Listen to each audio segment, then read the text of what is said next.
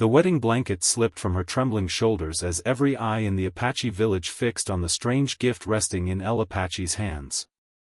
"It's huge," the young virgin whispered, unable to hide her surprise. The old Apache warrior smiled with sadness instead of pride. "But it fits you," he answered so quietly that only she could hear. It was always meant for the woman who would carry more than her own life. Before she could ask what he meant, the earth shook beneath their feet. Horses screamed. Children cried out. A warning horn echoed across the valley. Within seconds, the joyful wedding celebration dissolved into panic. Nobody noticed the enormous leather bundle fall from her hands, except Apache. His face turned pale. "No," he breathed. "Not today." The bundle had burst open. Inside lay a magnificent ceremonial dress unlike anything she had ever seen. It was sewn from soft deerskin, decorated with thousands of tiny beads that shimmered under the afternoon sun. Long eagle feathers flowed from the shoulders, and intricate symbols were stitched into every seam using dark blue thread. But one thing froze everyone's blood. Across the chest was an ancient symbol that no one had seen in decades. The mark of the keepers. The tribe's oldest women gasped and immediately lowered their heads. One elder dropped to his knees. Another whispered a prayer. The virgin looked around in confusion.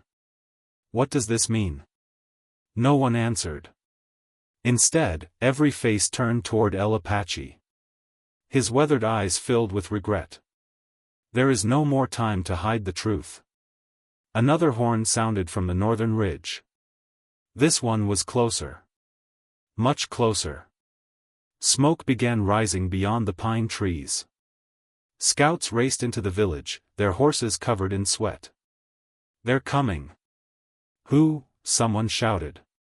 The scout struggled to catch his breath. "The Black River Riders, hundreds of them." Panic swept through the camp. Women gathered frightened children. Warriors rushed for bows, rifles, and horses. The celebration disappeared beneath a storm of fear. The virgin stood frozen, still staring at the mysterious dress. She had arrived in the Apache village only 3 days earlier after surviving a wagon attack that had taken everyone she loved. The tribe had offered her shelter, kindness, and safety when she had nowhere else to go. Now everyone was looking at her as though she carried a secret older than the mountains.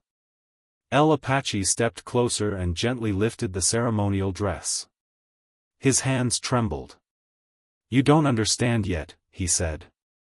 "This dress isn't a wedding gift." She searched his face, hoping he was joking. He wasn't. "It was made long before you were born." The word sent a chill through her body. How could that be? Before he could answer, an arrow flew over the village and struck the ceremonial pole at the center of the camp.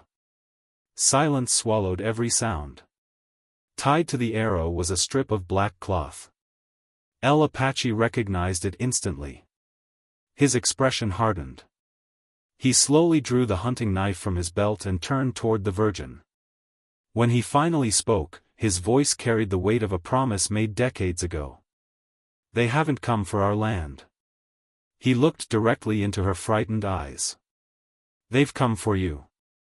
The young woman everyone called the Virgin was 19 years old. Her real name was Grace Harper, but almost no one in the Apache village knew it. They had given her the new name because she had arrived alone, untouched by marriage, carrying nothing but a small wooden cross that hung around her neck and a courage she did not know she possessed. Only a week earlier, Grace had lived a peaceful life with her parents and younger brother. Their wagon train had been traveling west, chasing the promise of fertile land and a fresh start. Every morning she helped her mother prepare breakfast over a campfire while her father inspected the horses. At night they laughed together beneath endless stars, believing the journey would lead them to a better future. Then everything changed. Bandits attacked without warning. Gunshots shattered the quiet morning. Horses bolted in every direction. The wagons caught fire, and smoke covered the sky. Grace remembered her father shouting for her to run. She remembered her mother's final embrace. She remembered her little brother reaching for her hand before the chaos tore them apart. When the shooting stopped, she was the only survivor. For 2 days she wandered through the wilderness with no food and almost no water. Her boots were torn, her dress stained with dust and blood. She prayed every night, asking God why he had spared her when everyone she loved was gone. On the 3rd day, she collapsed beside a narrow stream. That was where El Apache found her. Unlike the terrifying stories she had heard growing up, the elderly Apache chief did not raise a weapon. Instead, he knelt beside her, offered fresh water in a carved wooden cup, and quietly said, "No one should die alone." Those words stayed with her. The tribe welcomed Grace with unexpected kindness. The women cleaned her wounds and stitched new clothes from soft buckskin. The children smiled whenever she taught them simple English songs, and in return they taught her words from their own language. Every sunrise she helped gather herbs, carried water from the creek, and learned to bake corn bread over the fire. Although grief still filled her heart, the rhythm of village life slowly gave her a reason to keep waking each morning. Yet one mystery refused to leave her mind. Every evening, just before sunset, El Apache climbed the same rocky hill overlooking the valley. He remained there alone until darkness covered the land, always carrying a small leather pouch that no one else was allowed to touch. Whenever Grace asked where he went, the villagers simply smiled and changed the subject. "It is part of his promise," one elderly woman finally whispered. "A promise to whom?" Grace asked. The woman lowered her eyes. "To someone he has been waiting for nearly 20 years. Grace laughed softly, believing it was an old tribal legend. She never imagined that the promise, the mysterious ceremonial dress, and her own arrival in the village were all connected. And after El Apache's chilling words, "They've come for you," she realized the peaceful life she had begun to rebuild was about to disappear forever. Grace's heart pounded so hard she could barely hear the shouting around her. "They've come for me," she repeated, staring at El Apache. "That can't be true. I don't even know these men." The old chief's face remained calm, but his eyes carried a fear that words could not hide. "I wish you were right," he said quietly. Another volley of arrows landed near the edge of the village. Warriors rushed into position, taking cover behind wagons and stone walls. Mothers gathered their children inside the larger lodges while smoke drifted across the open ground. A young Apache scout rode in, his horse breathing heavily. "They're waiting beyond the ridge," he reported. "They haven't attacked yet." "How many?" El Apache asked. "More than 100. A heavy silence settled over the warriors. Grace stepped closer to the chief. "Please," she begged. "Tell me what's happening." Before El Apache could answer, a voice echoed from outside the village. "Send out the girl." The demand rolled across the valley like thunder. "We know she's with you." Grace froze. The voice was unfamiliar, but it spoke with absolute confidence. One of the younger warriors reached for his rifle. "We should fight." "No," El Apache replied firmly. "Not yet." The voice called again. "You have 1 hour. Hand her over, and the rest of you will live." Grace looked around at the frightened faces surrounding her. Children clung to their mothers. Young warriors waited for a single command that could decide all their lives. She swallowed hard. "If I leave," she whispered, "they'll spare everyone?" "No." El Apache answered so quickly that it startled her. "They do not keep their promises." "Then why do they want me?" The old chief looked toward the mountains before speaking. "Because of your father." Grace's breath caught. "My father was a farmer. He was much more than that." She shook her head. "No. You're mistaken. I knew Thomas Harper before you were born." Grace felt as though the ground had disappeared beneath her feet. "That's impossible." He once saved my life." The confession stunned everyone nearby. Even the Apache warriors exchanged surprised glances. El Apache continued. 20 years ago, your father could have left me to die after a battle. Instead, he hid me from men who wanted my scalp. He asked for nothing in return. Grace remembered her father as a gentle man who hated violence. She had never heard him mention the Apache. He never told us. He wanted to protect you. El Apache slowly reached into the leather pouch he always carried. From inside, he removed a faded photograph. Grace gasped. It showed her father standing beside a much younger El Apache. Both men were smiling. The picture had been taken years before she was born. Tears filled her eyes. "My father knew you." The chief nodded. "We became brothers that day." Grace stared at the photograph, unable to speak. Everything she believed about her family was beginning to unravel. Then one final sentence from El Apache made her blood run cold. "Your father didn't ask me to protect his land." He carefully folded the photograph and looked directly into her eyes. "He asked me to protect you, because he believed one day, someone would come looking for his daughter. Who had her father feared all those years, and what secret had been worth dying to keep?"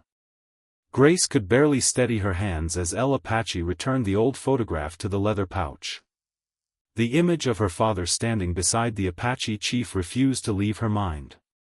"My father never told me any of this," she whispered. "He couldn't," El Apache replied. "The less you knew, the safer you would be." A sharp crack echoed from the northern ridge. It wasn't a rifle. It was a signal. The Black River riders were growing impatient. Warriors tightened their grip on their weapons while the village elders hurried the children into a narrow canyon hidden behind the camp. Grace watched mothers kiss their sons and daughters, unsure if they would see them again. She had only been part of this village for a few days, yet these people were preparing to risk everything for her. "I won't let innocent people die because of me," she said, her voice shaking. El Apache turned toward her. "You speak like your father." "I mean it." So did he. For a moment, neither of them spoke. Finally, El Apache motioned for Grace to follow him into his lodge. The inside was simple. Buffalo robes covered the floor, and smoke from burning sage drifted through the air. In the far corner stood an old cedar chest wrapped in rawhide straps. The chief knelt beside it. "I hoped this day would never come." He slowly opened the lid. Inside were objects carefully preserved for decades: a silver pocket watch, a worn leather journal, a faded blue scarf, and an iron key hanging from a braided leather cord. Grace recognized the scarf immediately. "My mother owned one just like this." "It was hers," El Apache said softly. Grace stared at him in disbelief. "How did you get it?" "She gave it to me herself." Tears filled Grace's eyes. "You knew my mother too?" The chief nodded. "Both of your parents." He carefully lifted the leather journal and placed it in her hands. "It belongs to you now." The cover was cracked with age. Across the front, faintly carved into the leather, were the initials Th. Thomas Harper. Her father's journal. Grace opened it carefully. Most of the pages contained sketches of rivers, mountains, and trails. Others were filled with handwritten notes she could barely read through her tears. Then something slipped from between the pages. A folded map. Across the center, her father's handwriting read, "For Grace, only when the promise must be fulfilled." "What promise?" she asked. El Apache took a slow breath. "Years ago, your parents discovered something hidden deep in these mountains." "A mine?" "No." "Gold?" "No." His voice became even quieter. "Something far more valuable." Grace unfolded the map. A small red circle marked a place beyond the highest peaks, somewhere no ordinary traveler would ever reach. What is there? Before El Apache could answer, a frightened young warrior burst into the lodge. Chief! The man's face was pale. They've captured one of our scouts. Everyone froze. The riders are bringing him to the edge of the village. The warrior swallowed hard before continuing. They're demanding an exchange.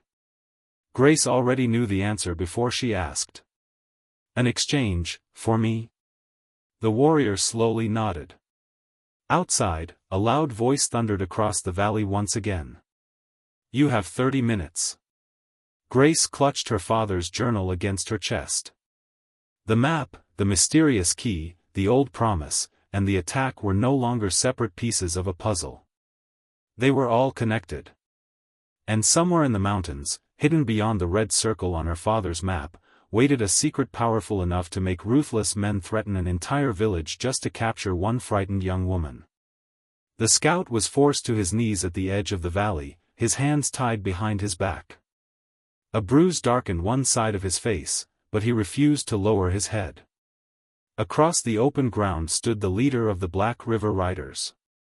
He was a tall man dressed in a long black coat, with silver hair and cold blue eyes that never seemed to blink. A scar stretched from the corner of his mouth to his jaw, giving every smile a cruel edge. His name was Victor Kane. The moment Grace saw him from the ridge, a strange feeling settled in her chest. She had never met him. Yet his face felt hauntingly familiar. Victor raised a white cloth as a sign that he wished to speak. El Apache stepped forward, flanked by 2 warriors. What do you want? The chief called. Victor's lips curled into a smile. You already know. You'll never have her. Victor laughed. I didn't spend 20 years searching just to leave empty-handed. Grace's heart skipped a beat. 20 years. The same number El Apache had mentioned. How could both men be talking about the same length of time? Victor slowly reached inside his coat and removed an old photograph. Even from a distance, Grace recognized the people in it. Her parents. Standing beside Victor Kane. No, she whispered. Her legs nearly gave way. El Apache's expression darkened. You should have burned that picture. I kept it for memories, Victor replied. Good memories, before your friend betrayed me. Grace stepped forward without thinking. My parents knew you? Victor's eyes locked onto hers. They knew me very well. Nothing made sense anymore. Her father had been friends with El Apache. Now this ruthless outlaw claimed he had known her family too. Victor's voice softened, almost as if he pitied her. Your father never told you who he really was, did he? Grace shook her head. He told me he was a farmer. Victor smiled bitterly. He became one. What does that mean? It means Thomas Harper lied to you every day of your life. The valley fell silent. Victor continued. Your father, your mother, and I once searched these mountains together. Grace looked at El Apache. The old chief did not interrupt. He simply closed his eyes. Victor noticed. Tell her the truth, Chief. El Apache remained silent. Victor laughed again. Fine. I'll tell her myself. He pointed toward the journal clutched in Grace's hands. That map doesn't lead to gold. It leads to the Covenant chest. The strange name echoed through the valley. Grace frowned. What is the Covenant chest? Victor's eyes burned with obsession. A hidden chest your parents discovered years ago. It contains priceless Spanish relics, ancient church records, and enough gold to buy half the country. Grace stared at him. My parents found it? Yes. They never mentioned it. Because they stole it from me. Grace immediately looked toward El Apache. For the first time since meeting him, she saw guilt on the old chief's face. He finally spoke. Your father didn't steal anything. Victor's smile vanished. No? El Apache stepped forward. Thomas Harper discovered the treasure after your greed led innocent men to their deaths. He refused to let you use it to build an empire of fear. Victor's expression hardened. I offered him a partnership. You offered him blood money. Victor drew his revolver. The Apache warriors instantly raised their rifles. For one terrifying second, it seemed the valley would explode into violence. Then Victor lowered the gun, but his next words were even more chilling. The gold means nothing to me anymore. He pointed directly at Grace. I came for the only person who knows where the chest is hidden. Grace's face drained of color. I've never seen it. Victor's eyes narrowed. You haven't. He smiled slowly. But your father made sure you carry the final clue. Grace instinctively touched the small wooden cross hanging around her neck, the cross she had worn since childhood. El Apache's eyes widened in horror. The old chief whispered only 3 words. He figured it out. Grace looked down at the cross, suddenly realizing it had never been an ordinary family keepsake. It wasn't just a symbol of faith. It was a key. And everyone was willing to kill for it. Grace instinctively pulled the small wooden cross from beneath her dress and held it tightly in her hand. It looked exactly as it always had, plain, smooth, and worn from years of being carried close to her heart. She had kissed it every night before going to sleep. Her mother had placed it around her neck when she was only 6 years old. Never take this off, she had said with a gentle smile. One day you'll understand why. At the time, Grace thought it was simply a family tradition. Now she wasn't so sure. Victor Kane pointed toward the cross. Give it to me, and this ends today. Grace stepped back. No. His expression hardened. You don't even know what you're protecting. Maybe not, she answered, but I know I can't trust you. A faint smile appeared on El Apache's face. Despite the danger surrounding them, Grace's courage reminded him so much of her father that it almost brought tears to his eyes. Victor's patience vanished. If she refuses, the prisoner dies. 2 riders dragged the captured Apache scout to his feet. One man pressed a revolver against the scout's head. The entire village fell silent. Children cried softly from their hiding places. Grace looked at the frightened faces around her. These people had saved her life. Now one of them was about to die because of her. I'll go, she whispered. No, several warriors shouted at once. El Apache stepped in front of her. I gave your father my word. And if innocent people die because of that promise? Grace asked, her voice trembling. The old chief had no answer. Grace gently placed a hand on his shoulder. My father raised me to protect others. She looked toward Victor. I'll come with you. Before anyone could stop her, she walked into the open valley. Every step felt heavier than the last. The wind carried dust across the ground as she approached the waiting riders. Victor smiled in satisfaction. I knew you'd make the right choice. Just as he reached for her arm, Grace stopped.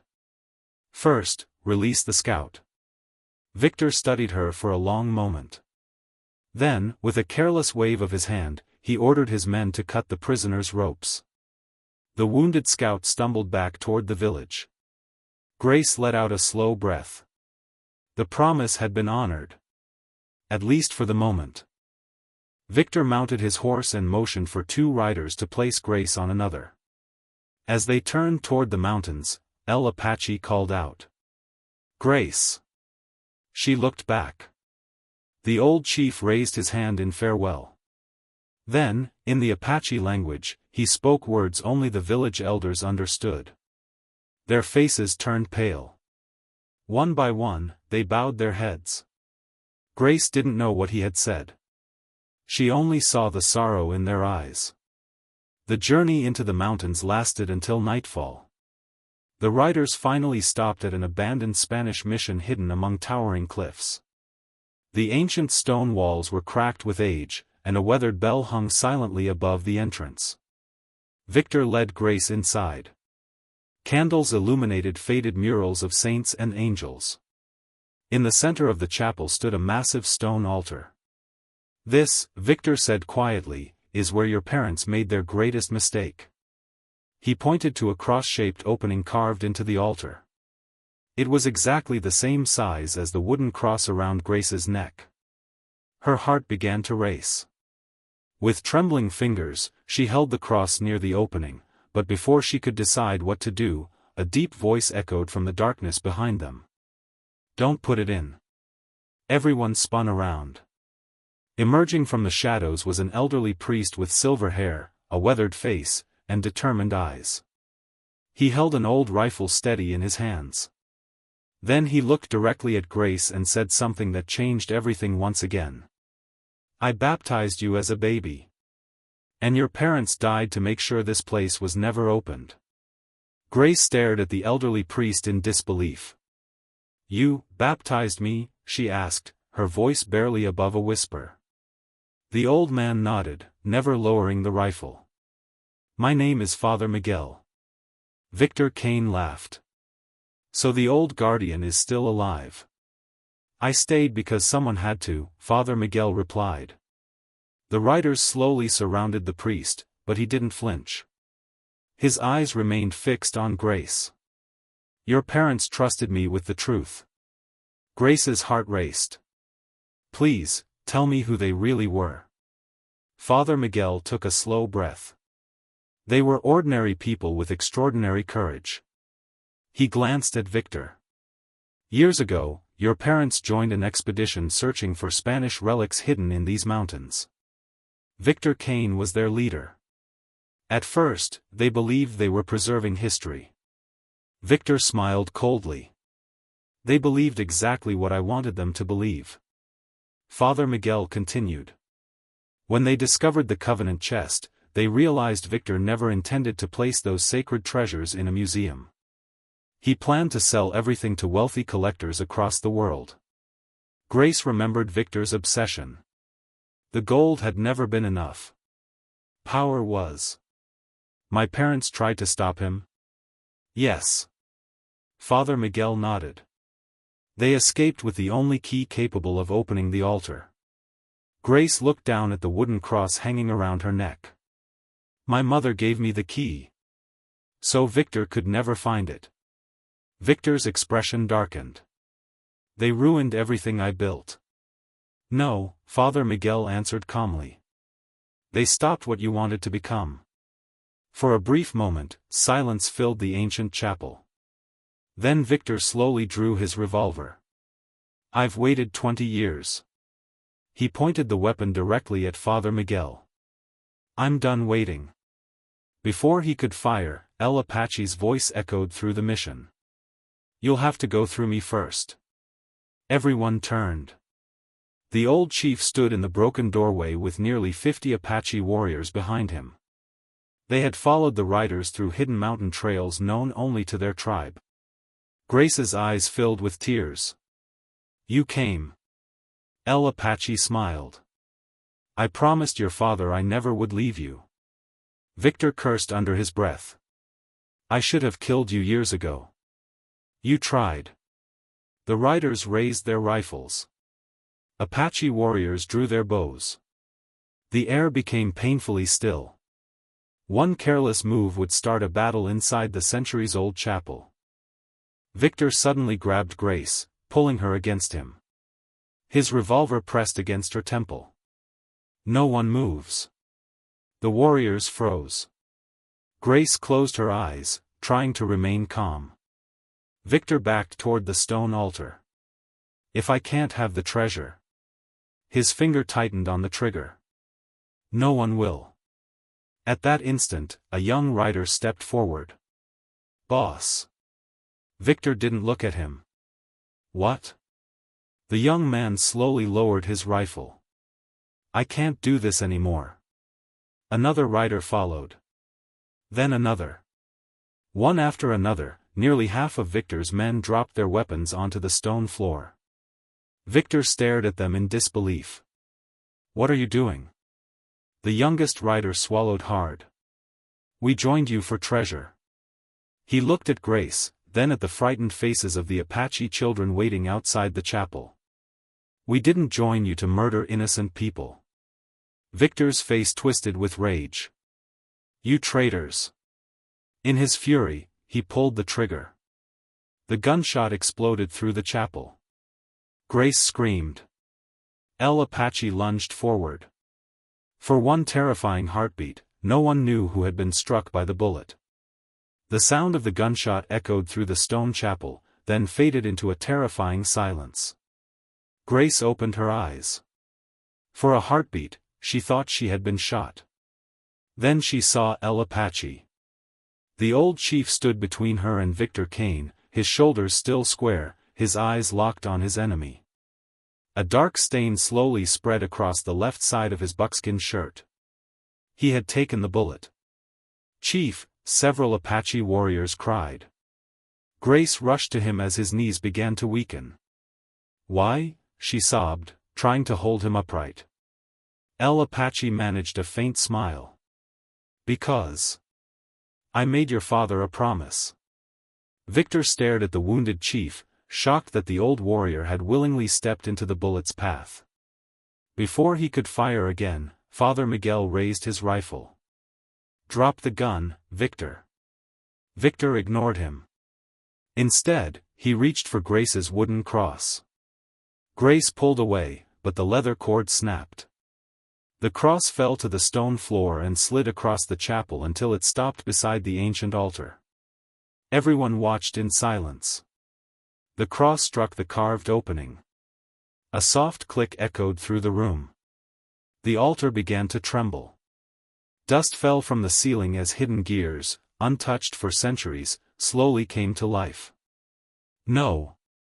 Father Miguel whispered. The massive stone altar split apart.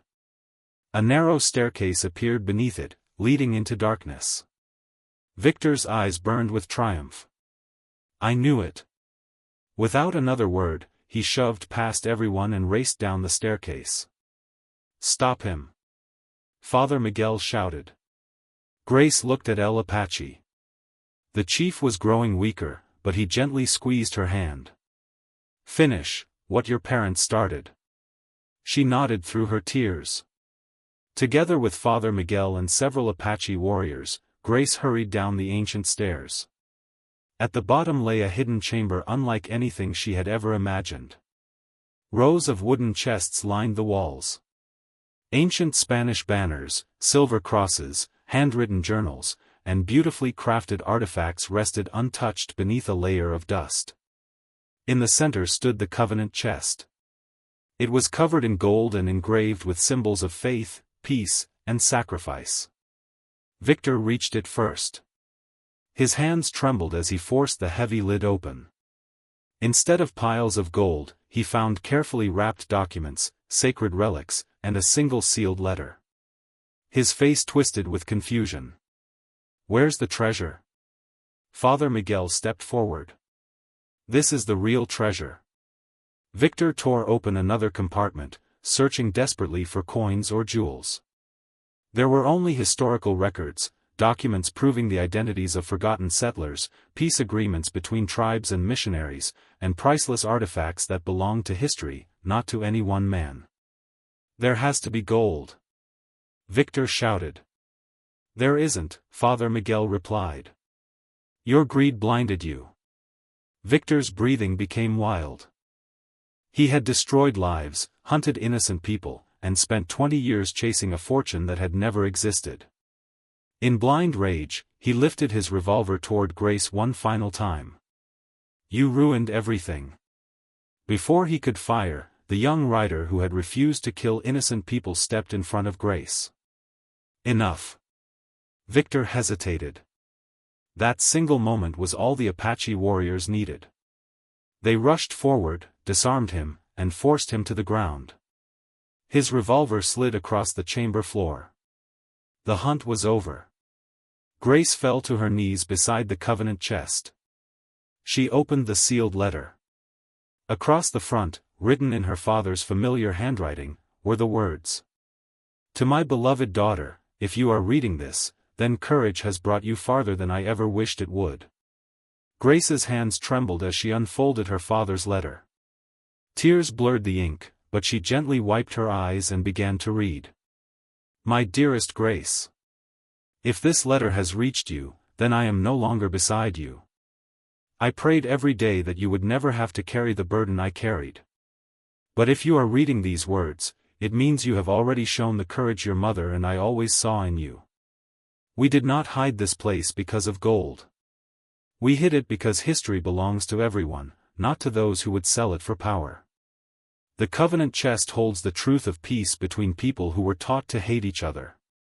Promise me that you will protect that truth, not with anger, but with kindness. Grace could read no further. She pressed the letter against her heart and quietly wept. Father Miguel placed a comforting hand on her shoulder. Your parents would be proud of the woman you've become. The young rider who had turned against Victor stepped forward and removed his hat. I'm sorry, he said. I followed the wrong man. If there's anything I can do to make things right, I will. Grace looked into his sincere eyes. The first step is choosing a better path. He nodded. I will. Outside, the first light of dawn spread across the mountains. The long night was finally ending. Victor Kane and the few riders who had remained loyal to him were taken into custody. Without their leader, the rest surrendered peacefully. No more blood needed to be spilled. Back in the Apache village, everyone gathered around El Apache. The old chief had survived, though the bullet had left him weak. The village healer smiled as she changed his bandages. You are too stubborn to leave us, she teased. El Apache chuckled softly. I made a promise. Grace knelt beside him. You kept it. The chief reached into his leather pouch one final time and handed her the faded photograph of himself and her father. It belongs with your family now. Grace carefully tucked it inside her father's journal. It will always remind me that friendship is stronger than fear. Months later, the sacred relics and historical records from the Covenant chest were entrusted to respected historians and church leaders so they could be preserved for future generations. The peace agreements hidden for decades were finally shared, revealing a forgotten story of cooperation between settlers and the Apache people. Grace chose to remain in the valley. She built a small school where Apache and settler children learned side by side. They studied reading, history, and each other's traditions. The walls of the classroom carried one simple message. Truth builds bridges where fear builds walls. El Apache often sat outside beneath the old cottonwood tree, smiling as children's laughter echoed across the village. The promise he had made 20 years earlier had finally been fulfilled, not through violence, but through love, courage, and forgiveness. Grace still wore the wooden cross every day. To others, it looked like a simple family keepsake. To her, it was a reminder that the greatest treasures are never measured in gold. They are found in loyalty, sacrifice, and the people willing to risk everything for what is right. And whenever someone asked about the old Apache chief, Grace smiled and answered with quiet pride. He wasn't just my protector. He became my family. If this story touched your heart, don't forget to like, subscribe, and turn on notifications for more inspiring stories.